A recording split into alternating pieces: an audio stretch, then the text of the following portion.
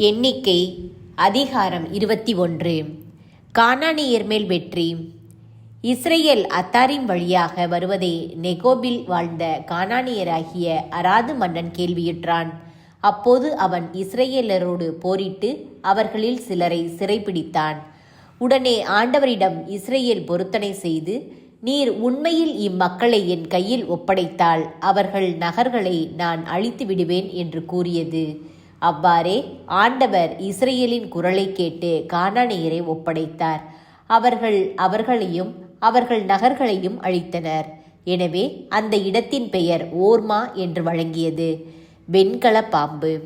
ஏதோம் நாட்டை சுற்றி போகும் ஓர் என்ற மலையிலிருந்து அவர்கள் செங்கடல் சாலை வழியாக பயணப்பட்டனர். அவ்வழியை முன்னிட்டு மக்கள் பொறுமை இழந்தனர். மக்கள் கடவுளுக்கும் மோசேக்கும் எதிராக பேசினர். இந்த பாலை நிலத்தில் மாளும்படி எங்களை எகிப்திலிருந்து கொண்டு வந்தது ஏன்? இங்கு உணவும் இல்லை, தண்ணீரும் இல்லை. அற்பமான இந்த உணவு எங்களுக்கு வெறுத்து போய்விட்டது என்றனர். உடனே ஆண்டவர் கொள்ளிவாய் பாம்புகளை மக்களிடையே அனுப்பினார். அவை கடிக்கவே இஸ்ரேல் மக்களில் பலர் மாண்டனர். அப்போது மக்கள் மோசேயிடம் வந்து, நாங்கள் பாவம் செய்துள்ளோம். நாங்கள் ஆண்டவருக்கும் உமக்கும் எதிராக பேசியுள்ளோம். அவர் இந்த பாம்புகளை அகற்றிவிடும்படி நீர் ஆண்டவரிடம் வேண்டிக் கொள்ளும் என்றனர். அவ்வாறே மோசே மக்களுக்காக மன்றாடினார். அப்போது ஆண்டவர் மோசேயிடம், கொள்ளிவாய் பாம்பொன்றை செய்து அதை ஒரு கம்பத்தில் பொறுத்து, கடிக்கப்பட்டோரில் இதை பார்க்கிற ஒவ்வொருவனும் பிழைப்பான் என்றார். அவ்வாறே மோசே ஒரு வெண்கல பாம்பை செய்து அதை ஒரு கம்பத்தில் பொருத்தினார். பாம்பு கடித்த எந்த ஒரு மனிதனும் இந்த வெண்கல பாம்பை பார்த்து உயிர் பிழைப்பான். கோர் மலை முதல் மோவாபியர் பள்ளத்தாக்கு வரை. பின் இஸ்ரேல் மக்கள் புறப்பட்டு ஓபோத்தில் பாளையம் இறங்கினர். அடுத்து ஓபோத்தில் இருந்து பயணமாகி கதிரவன் உதயம் நோக்கி மோவாபுக்கு எதிரேயுள்ள பாலை நிலத்தில் ஈயா அபாரிமில் பாளையம் இறங்கினர். அங்கிருந்து அவர்கள் புறப்பட்டு செரத் பள்ளத்தாக்கில் பாளையம் இறங்கினர். அங்கிருந்து அவர்கள் பயணமாகி அர்ரோனுக்கு அப்பால் பாளையம் இறங்கினர். இது எமோரியர் எல்லையிலிருந்து தொடங்கும் பாலை நிலத்தில் உள்ளது. அர்னோன் மோவாபுக்கும் எமோரிய நாட்டுக்கும் இடையேயான மோவாபிய எல்லையாகும். ஆண்டவரின் போர்கள் என்ற நூல் இவ்வாறு கூறுகிறது. சூப்பாவில் உள்ள வாஹேபும் அர்னோன் சிற்றாறுகளும் ஆர் என்ற பகுதியை நோக்கி விரிவதும் மோவாபு எல்லை மேல் சாய்வதுமான பள்ளத்தாக்குகளின் சரிவு. அங்கிருந்து தொடர்ந்து அவர்கள் பெயருக்கு சென்றனர். மக்கள் ஒன்று கூட்டு, நான் அவர்களுக்கு தண்ணீர் கொடுப்பேன் என்று ஆண்டவர் மோசேக்கு கூறின கிணறு இதுவே. பின் இஸ்ரேல் பாடிய பாடல். ஊறி பெருகிடு கிணறே, அதை புகழ்ந்து பாடுங்கள். இளவரசர்கள் செங்கோலால் அகழ்ந்த கிணறு இதுவே. மேன்மக்கள் கோல் கொண்டு குடைந்த கிணறும் இதுவே.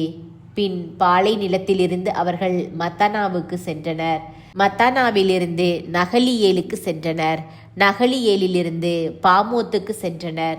பாமோத்தில் இருந்து பாலை நிலத்தை நோக்கி நிற்கும் பிஸ்காவின் கொடுமுடிக்கருகில் மோவாபு பகுதியில் இருந்த பள்ளத்தாக்குக்கு சென்றனர். சீகோன் ஓகு மன்னர்களை வெல்லுதல். இஸ்ரேல் எமோரியர் மன்னன் சீகோனிடம் தூதர்களை அனுப்பி கூறியது, நாடு வழியே நான் செல்ல அனுமதியும். நாங்கள் வயல் பக்கமோ திராட்சை தோட்ட பக்கமோ திரும்ப மாட்டோம். நாங்கள் யாதொரு கிணற்றிலிருந்தும் தண்ணீர் குடிக்கவும் மாட்டோம். நாங்கள் எல்லையை தாண்டும் வரை அரச நெடுஞ்சாலை வழியாகவே செல்வோம். ஆனால் தன் எல்லை வழியே இஸ்ரேல் கடந்து செல்ல சீகோன் இடம் தரவில்லை. அவன் தன் ஆள்கள் எல்லாரையும் சேர்த்து கொண்டு இஸ்ரேலுக்கு எதிராக பாலை நிலத்துக்கு சென்றான். யாகாசுக்கு வந்து இஸ்ரேலை எதிர்த்து போரிட்டான். இஸ்ரேல் வாழ்முனையில் அவனை கொன்று அர்னோன் தொடங்கி அம்மோனியர் வரையுள்ள யாப்போகு மட்டும் அவன் நாட்டை கைப்பற்றியது. அம்மோனியர் எல்லை அரணாய் அமைந்திருந்தது. இஸ்ரேல் இந்த நகர்கள் அனைத்தையும் சொந்தமாக்கி கொண்டது. இஸ்ரேல் எமோரியரின் அனைத்து நகர்களிலும் எஸ்போனிலும் அதன் எல்லா கிராமங்களிலும் குடியிருந்தது.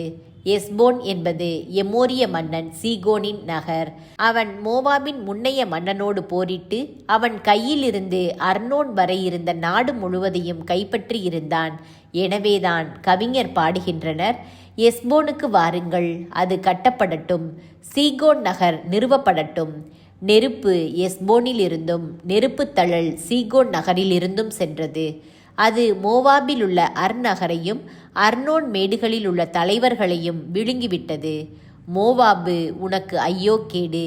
கெமோசின் மக்களே, உங்களுக்கு முடிவு வந்துவிட்டது. எமோரிய அரசன் சீகோனுக்கு கெமோசின் காரணமாய் அவன் புதல்வர் புறம்காட்டி ஓடினர். அவன் புதல்வியர் சிறை கைதிகளாயினர். எனவே எஸ்போன் முதல் தீபோன் வரை அழிந்தது.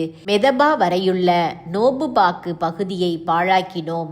இவ்வாறு இஸ்ரேல் எமோரியர் நாட்டில் தங்கிற்று. பின்னர் யாசேரை உளவு பார்க்கும்படி மோசே ஆள் அனுப்பினார். அவர்கள் அதன் கிராமங்களை கைப்பற்றி அங்கிருந்த எமோரியரை துரத்திவிட்டனர். அதன் பிறகு அவர்கள் திரும்பி பாசான் நெடுஞ்சாலை வழியாக போனார்கள். பாசான் மன்னன் ஓகு என்பவனும் அவன் மக்கள் அனைவரும் எதிரேயி என்னுமிடத்தில் போர் புரியும்படி அவர்களுக்கு எதிராக வந்தனர். ஆனால் ஆண்டவர் மோசேயிடம், அவனுக்கு அஞ்ச வேண்டாம், நான் அவனையும் அவன் மக்கள் அனைவரையும் அவன் நாட்டையும் உன் கையில் ஒப்படைத்து விட்டேன். நீ எஸ்போனில் வாழ்ந்த எமோரியர் மன்னர் சீகோனுக்கு செய்தது போல இவனுக்கும் செய்வாய் என்றார். அங்கனமே அவர்கள் அவனையும் அவன் புதல்வரையும் அவன் மக்கள் அனைவரையும் ஒருவர் கூட எஞ்சி இராதபடி கொன்றொழித்தனர். அவன் நாட்டையும் அவர்கள் கைப்பற்றினர்.